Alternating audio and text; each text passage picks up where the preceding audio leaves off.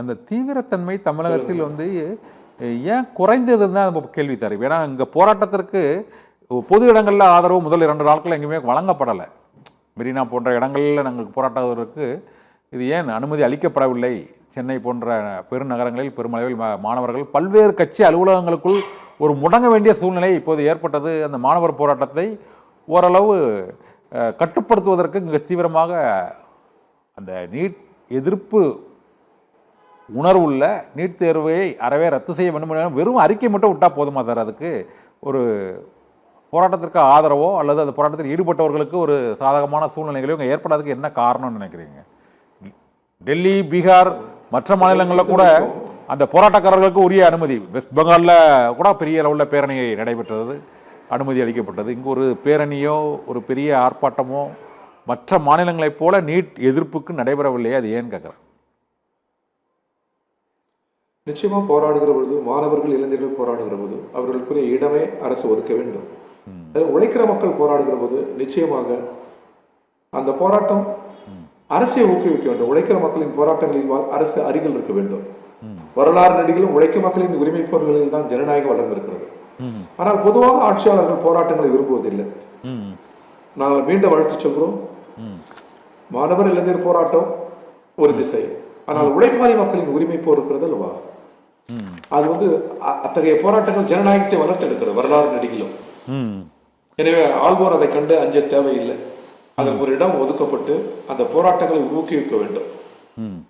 உலக வரலாற்றில் உழைப்பாளி மக்களின் உரிமை போர்களால் எந்த தீமையும் ஏற்பட்டதாக வரலாறே இல்லை. அவர்களால் சட்டங்கள் மாறி இருக்கிறது, ஜனநாயகம் வளர்ந்திருக்கிறது. எனவே அந்த வகையில் தமிழக அரசு கடந்த முறை ஆட்சியாளர்களுக்கு நாங்கள் கேட்டுக்கொண்டோம், இப்பொழுதும் கேட்டுக்கொள்கிறோம். மக்கள் கூடுகிற இடங்களில், மக்கள் பார்க்கிற விதங்களில் உரிமை போர்களுக்கு இடங்களை ஒதுக்கி தர வேண்டும். உரிமை போர்களால் தான் ஜனநாயகம் வளர்கிறது, கருணைகளால் அல்ல, சலுகைகளால் அல்ல. நாம் பெற்றிருக்கிற அத்தனை உரிமையும் போராட்டத்தால் பெறப்பட்டது. பிரிட்டிஷ்காரர் காலத்திலிருந்து இன்று வரை அரசியல் சட்டத்தில் இடம்பெற்றிருப்ப உரிமைகள் யாவும் போர்க்களங்களால் வந்தது, போராட்டங்களால் வந்தது. உழைக்கிற மக்களின் இந்த போராட்டங்களை கண்ணிட்டுதான் டாக்டர் அம்பேத்கர் போன்ற மேதைகள் பல்வேறு உரிமைகளை அரசியல் சாசனத்தில் சட்டம் வைக்கிறார்கள்.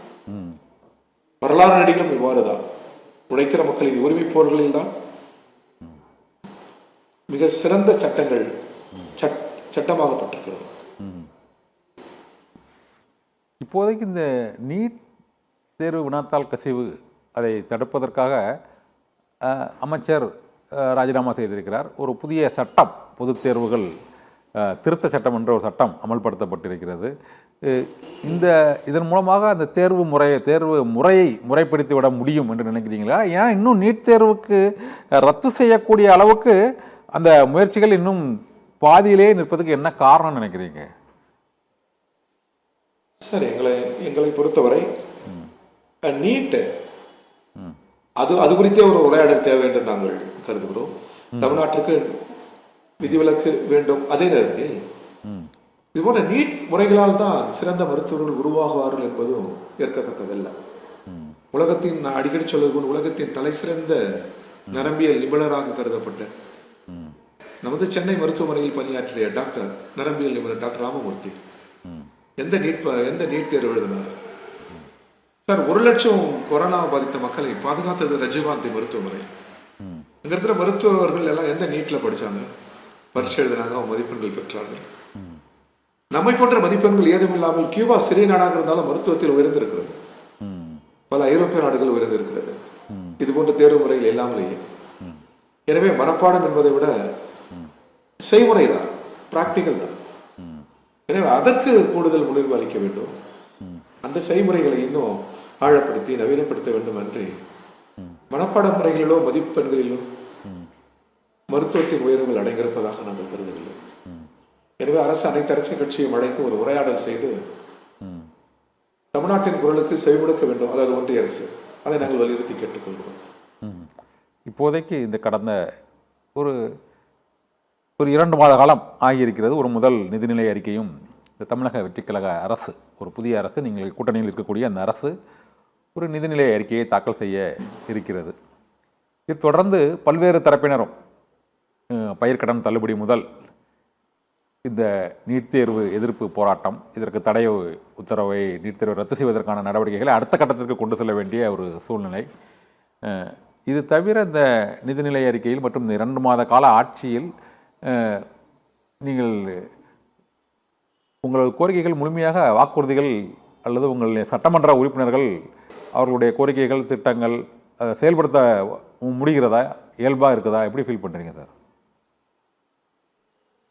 சார், நீங்கள் சொல்லும்போது ஒரு இடறி கூறியிருக்கக்கூடும். கூட்டணி, உங்கள் கூட்டணி அரசு, நாங்கள் கூட்டணியில் இடம்பெறவில்லை, வெளியில் இருந்தால் ஆதரவிக்கிறோம். மீண்டும் சொல்றோம், சரி, இது கொடுத்த வாக்குறுதிகளை நிறைவேற்றட்டும். ஜனநாயகத்தில் இந்த ஆட்சி மக்கள் எதிர்பார்ப்புகளை பூர்த்தி செய்யட்டும், அதற்கு எந்த இடையூறும் இல்லை.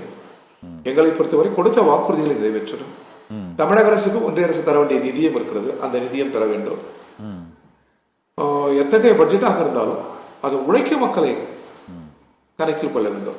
கிராமப்புறங்களில், நகர்ப்புறங்களில், காடுகளில், மலை சார்ந்து, கடல் சார்ந்து உழைக்கிற ஏழை எளிய மக்களை குறியீடாக கொண்டுதான் பட்ஜெட் அமைய வேண்டும் என்பது எங்கள் கருத்து. கார்ப்பரேட் முதலாளிகளை நலன் சார்ந்ததாக பட்ஜெட் இருந்துவிடக் கூடாது.